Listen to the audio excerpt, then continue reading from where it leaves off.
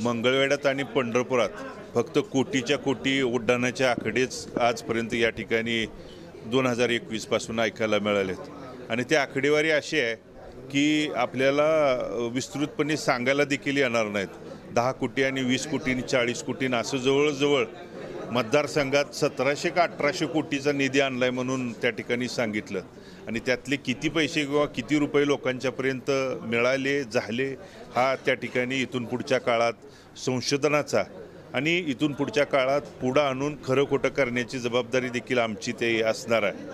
आणि या निमित्तानं फक्त दिशाभूल आणि आकडेवारीच त्या ठिकाणी वेगवेगळ्या सांगायच्या आणि लोकांची आहे। आज शहरी भागातल्या असू द्या किंवा ग्रामीण भागातल्या कुठल्याही गावात जर जाऊन एवढ्या कोट्यवधी रुपयेचा निधी मिळाला आला म्हणून सांगत असतील तर तो त्या ठिकाणी दाखवून द्यावा हेही आपल्या निमित्तानं आपल्या माध्यमातून मी त्यांना आवाहन करतो।